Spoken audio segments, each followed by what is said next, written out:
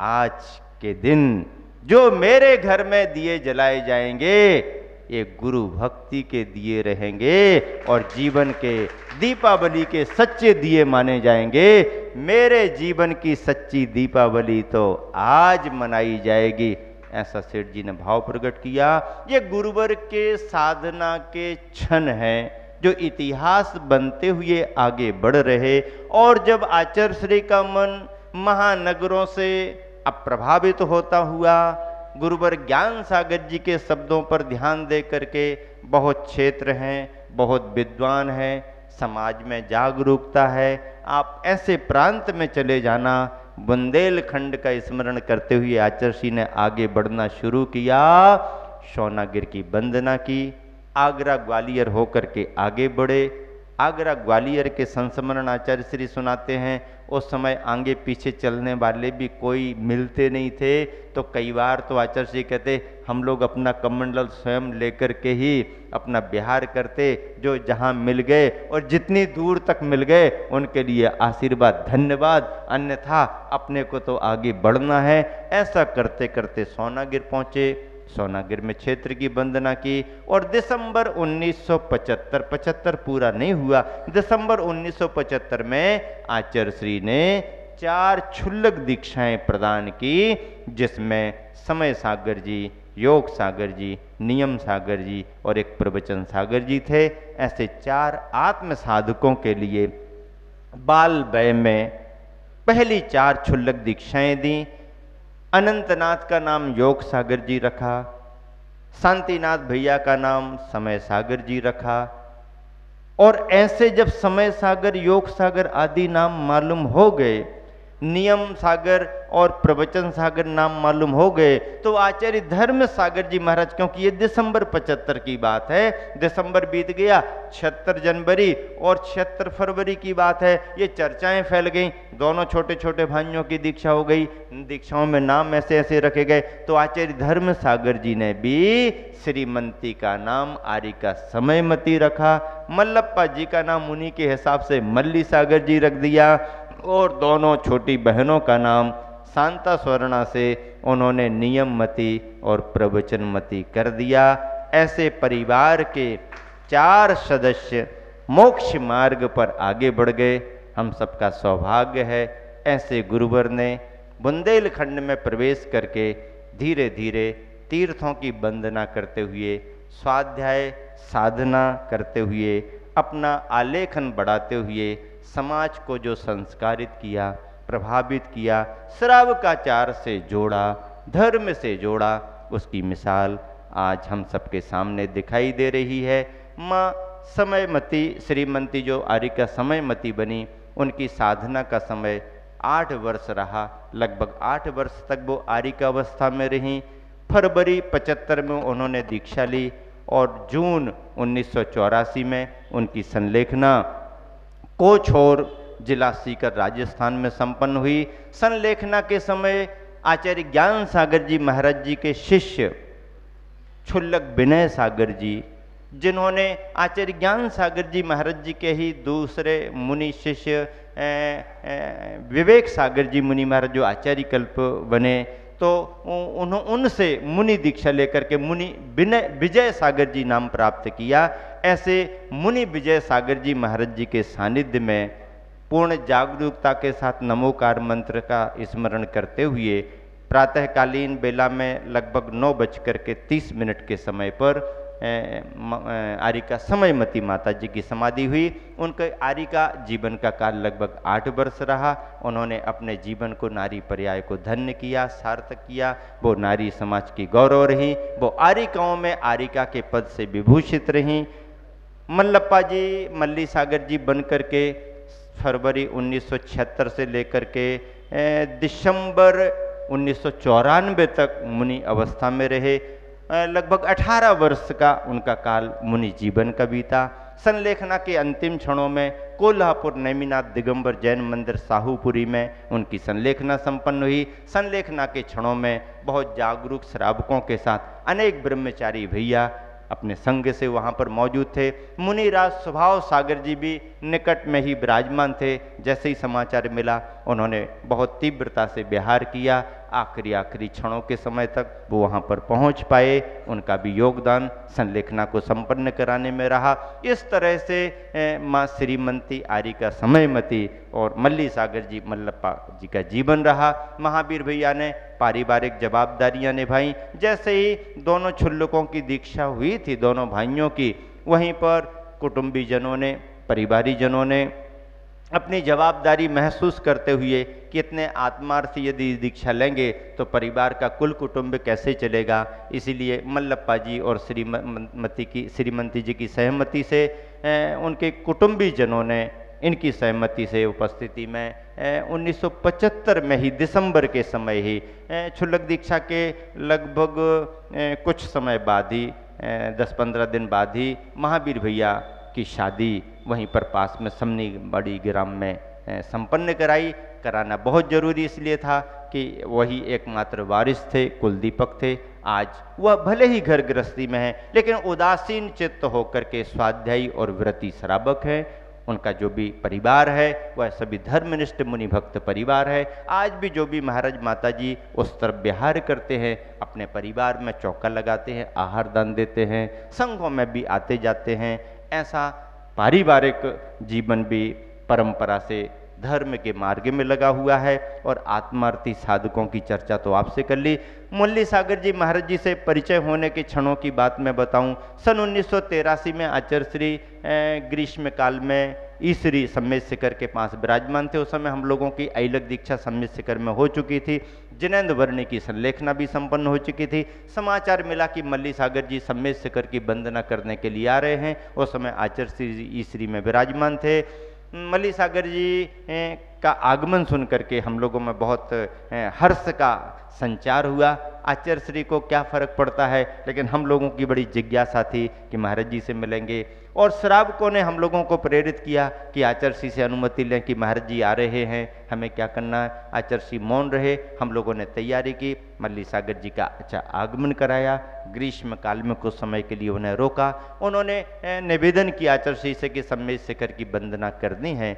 आचार्य श्री ने कहा आप अपनी अनुकूलता देख लें। समाज के अत्यधिक आग्रह पर जब आचार्य श्री की संभावना ईसरी में ही चतुर्मास करने की बनने लगी तो समाज का अत्यधिक आग्रह हुआ कि ऐसे स्वर्णिम योग बार बार नहीं बनते हैं, इसलिए मल्ली सागर जी महाराज का चातुर्मास भी ईसरी में ही होना चाहिए। और हम जैसे महाराजों की भी बहुत भावना थी कि कुछ ऐसा लाभ हम लोगों को भी मिले। और आचार्य श्री ने तटस्थता का परिचय दिया। मल्ली सागर जी महाराज जी ने भी चातुर्मास वहाँ पर संपन्न किया। समस्त संघस्थ शिष्यों के समान मल्ली सागर भी अपना समाचार करते थे। आचार्य परमेष्ठी थे, बाकी सभी साधक मुनि अवस्था में थे, तो उसी के समान सारे समाचार होते रहे। एक समय हम लोग तो बहुत उनकी बैयावृत्ति भी करते थे, आनंद भी आता था, धीरे धीरे संस्मरण भी पूछते थे, हंसते हंसते कभी धीरे से बता देते थे। लेकिन कभी देख लें कि आचार्य श्री आ रहे,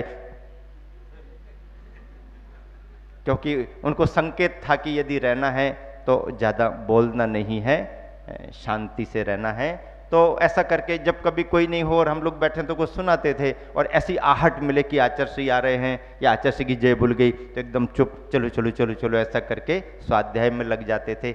इतना ही विनय और इतना सब कुछ उन्होंने, हम लोगों ने देखा है, ऐसा पालन किया संग में रह करके। एक समय ऐसे ही चर्चा करते करते, अरे तुम लोगों की क्या उम्र है, आचार्य महाराज तुम लोगों को दीक्षा देते हैं, हम लोग हट्टे कट्टे हैं, तो ऐसा पूछते आचार्य महाराज आप तो बहुत ऐसा वैसा। तो हम लोगों को देख करके, नए नए एलकों को देख करके कहते अरे क्या बताएं तुम लोगों को, तुमने अपने जीवन में घर में रह करके जितना पानी नहीं पिया होगा उतना मैं दूध पी करके आया हूं। ऐसा मल्ली सागर जी हम लोगों ऐसा हाथ लगाते, क्या ये, बोले तुमने अपने जीवन में घर में जितना घर में पानी नहीं पिया होगा उससे ज़्यादा मैं दूध पी करके आया हूँ, इसीलिए तो इतने उपवास कर लेता हूँ। उपवास भी बहुत कर लेते थे। और गुरुवर आचार्य श्री के चरणों में उन्होंने 1234 उपवास करने का संकल्प ईसरी में दिया।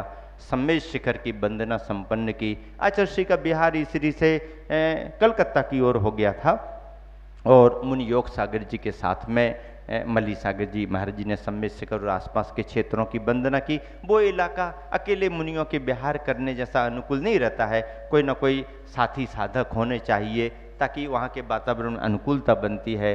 इसी सोच को लेकर के योग सागर जी महाराज जी ने उन क्षेत्रों की वंदना कराई। आज हम सबके अग्रज मुनि योग सागर जी, कहें मुनि समय सागर जी, मुनि नियम सागर जी आदि हम लोगों के मार्गदर्शक रहे, संरक्षक रहे। गुरुवर आचार्य श्री की छत्र छाया में जो भी हम लोगों ने सीखा है, जो समझा है, जो सुना है, संत शिरोमणि प्रवचन माला के रूप में आप सबके बीच में रखा जा रहा है। मैं समझता हूँ कि संलेख न होने के बाद प्रारंभिक वर्षों को आचार्य श्री ने जिस एकांत भाव से स्वाध्याय और साधना में बिताया है, उसकी चर्चा अगले दिनों में करेंगे और आगे बढ़ करके बुंदेलखंड में उन्होंने क्या अनुभव किया और क्या दिया, केवल एक खंड को ही नहीं, केवल एक प्रदेश को ही नहीं, बल्कि अखंड भारत को, बल्कि अखंड दुनिया को उन्होंने आज अपने व्यक्तित्व से क्या क्या दिया है, इसकी चर्चा हम सुनेंगे। आचार्य विद्यासागर जी का व्यक्तित्व किसी एक खंड से नहीं बन सकता है, किसी एक प्रदेश से नहीं बन सकता है, किसी एक भाषा से नहीं बन सकता है, किसी एक समुदाय से नहीं बन सकता है, और जैन समुदाय अकेले से भी नहीं बन सकता है। उनका व्यक्तित्व इतना विशाल और इतना विराट है कि आज वो हमारे तुम्हारे ही नहीं, जन जन के गुरु बने हुए हैं, जन जन के हृदय में समाये हुए हैं। सूरज वही सूरज होता है जो देश काल के बंधनों से परे होता है। हमारे गुरुवर भी देश काल की सीमाओं से, बंधनों से परे निर्ग्रंथ यति राज श्रमण राज हैं। उन्हें किसी ने कोई उपाधि नहीं दी है, कोई उपाधि उन्हें कोई दे भी नहीं सकता है, लेकिन लाखों करोड़ों लोगों की अंदर की भावनाएं अपने आप ही उनको संत शिरोमणि कहने लगी है। इसलिए संत शिरोमणि के नाम पर ये प्रवचन माला आपके बीच में चल रही है। समय आपका हो गया है। महावीर भगवान की। आप सभी पिछले दिनों से संत शिरोमणि की जीवन यात्रा को सुन रहे हैं। गुरुवर आचार्य श्री ने अपने जीवन का जो सफर प्रारंभ किया, उसमें उन्होंने गुरुवर से एक गुरुतर भार प्राप्त किया। क्या कहा मैंने? उन्होंने अपने गुरुवर से एक गुरुतर भार प्राप्त किया। पद लेने में अनेक लोगों को खुशी होती है, पद पाने के लिए लोग लालायित रहते हैं, पद के लिए होड़ लगती है, और पद को पाने के अधिकार तो आज अदालतों में भी जाने लगे। लेकिन गुरुवर के साथ ऐसा कुछ नहीं था। अनिच्छापूर्वक गुरु आज्ञा को न टाल पाने के कारण, सब तरफ से समाज के वरिष्ठ और स्वाध्यायी विद्वानों का दबाव होने के कारण, स्वयं अंतरंग में अपने गुरु के प्रति अनन्य निष्ठा और भक्ति होने के कारण, परमार्थ से भी जिन शासन ऐसे ही आगे बढ़ पाएगा, यह महसूस करते हुए गुरुवर ने जो स्वीकार किया, इसलिए मैं कहता हूं उस समय की उनकी संवेदना में वह आचार्य का पद गुरुतर भार के रूप में उन्हें प्रतीत हो रहा था। लेकिन भले ही गुरुवर को उन क्षणों में भार प्रतीत हुआ हो, लेकिन उनके द्वारा पद को स्वीकार कर लेने के कारण आज हम सबको उनका बहुत बड़ा आभार प्रकट करने का अवसर मिल रहा है। यदि उन्होंने इस पद को स्वीकार न किया होता तो आज जिन शासन की इतनी विशुद्ध, निर्दोष, निर्मल और समृद्ध परंपरा हम सबको देखने को नहीं मिलती, हम सबका मोक्ष मार्ग के रूप में सौभाग्य भी नहीं जाग पाता। गुरुवर ने अपनी जीवन यात्रा को आगे बढ़ाया। 50 वर्ष पूर्ण हो गए। कल सारे देश ने गुरुवर के इस दीर्घमयी साधना जीवन को महा आरती करके महाअर्घ्य संपन्न किया। ऐसे उस महाआरती के महाआयोजन को संपन्न करने का सौभाग्य गुरुवर के ही शिष्यों के सानिध्य में बागीदोरा वालों को भी मिला। अद्भुत नजारा रहा कल का। समूचे देश में भावनाओं का उफान था। हर भक्त, हर श्रद्धालु, हर ग्राम नगर में ऐसा प्रभावना का वातावरण बनाया गया जैसे कि असमय में ही दीपावली आ गई हो। खुशियों के दीप घर घर जलाए गए। सामूहिक रूप से महाआरती का आयोजन संपन्न किया। ये केवल आयोजन नहीं थे, अपने गुरुवर के साधनामयी जीवन के लिए समर्पित होने वाले एक अनुष्ठान था। और जिस अनुष्ठान को करके समूचे देशवासियों ने, श्रद्धालुओं ने